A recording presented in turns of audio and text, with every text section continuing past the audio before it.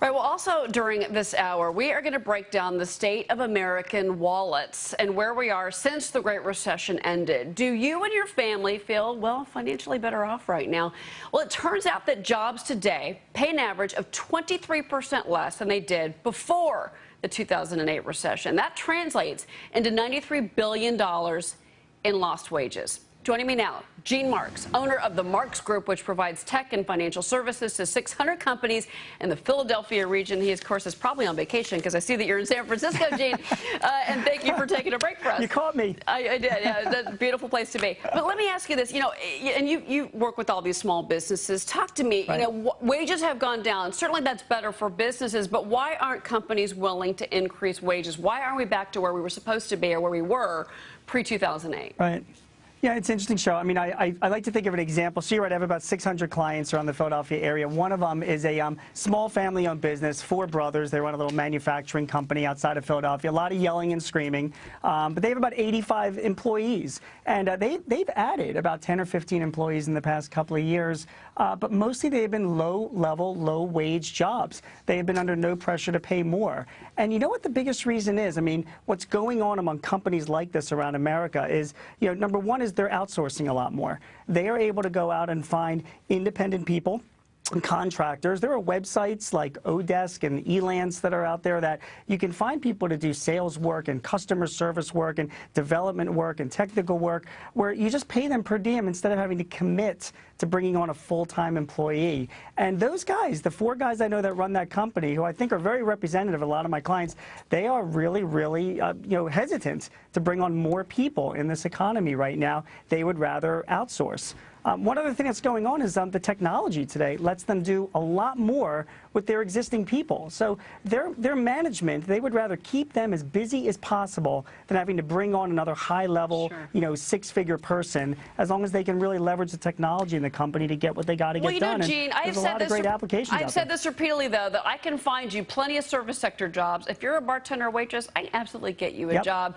Maybe if you're an engineer or a nurse, but beyond that, to try and find a high-paying job, that is the struggle that people are dealing with right now, and that's why this is why the economy hasn't picked up, and I still don't believe that 4% GDP read. But really quick, I want to show you something. Not sure if you can see this, but at least to our viewers, I want to show them kind of what's going on with how we've changed in the wage makeup of this country. Right. If you look at from 2010 to 2014, this is 4 years. This is not since the recession. In the last 4 years, higher wage industries are paying less of a job gain there. Low wage industries, and I'm talking, people that are making, $8 an hour, $10 an hour. That's where the huge amount of gains has been, and that's a complete shift. Can we ever get back to where we were, Gene, at all? Well, eventually we will, but let me tell you what's going on with this shift is that there are a lot of startups. We hear about the startup economy and all these new companies that are coming along. And the reality of it is, Cheryl, is that, at least from my client base, people that are starting new companies are service businesses or restaurants or little shops or contractors. And service sector jobs, that's exactly what I'm saying, which is the frustrating part. So, go ahead.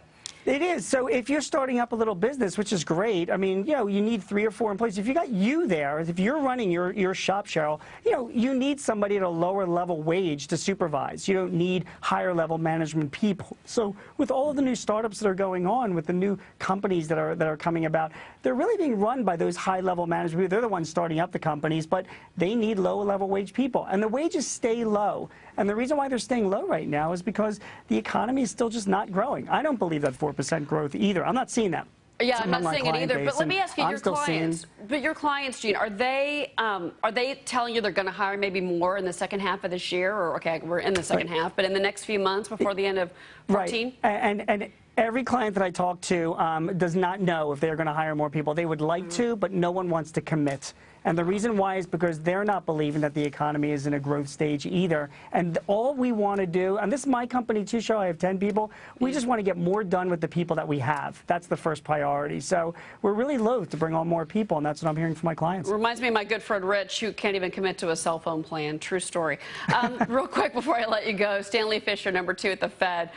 Here's what he said about growth in this country. And you and I both agree we don't believe that 4% growth. I bet you that thing's going to get revised down like nobody's business. But this is what he said. He goes, this pattern of disappointment and downward revision in growth sets up the first and the basic challenge on the list of issues, restoring growth, if that's possible. The underperformance reflects a more structural, longer-term shift in the global economy, less growth, and obviously talks about supply. Do you agree with him?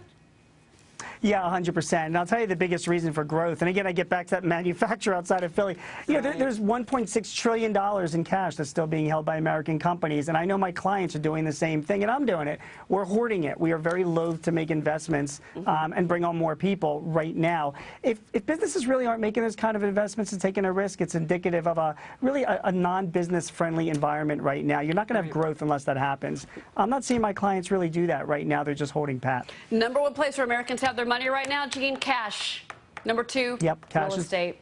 Yeah. Cash is it. Yeah, cash is king. Gene, thank you very much. Enjoy the rest of your holiday. Sure. You too. Thanks, all right, Phil. Take care. We want to hear from all of you now and what all of you think and kind of what are your lives like right now? How are you feeling? This is the question for all of you. So, you know, log on. Are you earning more or less since the recession? Log on to jerrywillis.com. You can vote on the right-hand side of the screen, and I'm going to share your results at the end of tonight's show. I have a feeling what you're going to say. Well, still a lot more to come during this hour, including, of course, your voice. Try to be nice to me tonight. Last night was a little rough on my ego, I'm just saying. During the show, we want you to Facebook us or tweet me at Jerry Willis FBN, or you can tweet me at Cheryl Casoni. But again, be nice. I'm just recovering emotionally from last night. You can also email us jerrywillis.com. At the bottom of the hour, we're going to read all your tweets and emails, the nice ones. All right, coming up next, it's the battle of the car-sharing apps. Yes, things are getting downright dirty between Lyft and Uber. What you need to know before you take a ride, that's coming up after the break. DC's tactics on terror. Inside the Obama administration's decision to enter the ISIS conflict. What's the next military move? Dobbs and his panel weigh in at 7. Then, back in familiar territory. But what have we learned? One Iraq War veteran gives us the lay of the land tonight on Cavuto.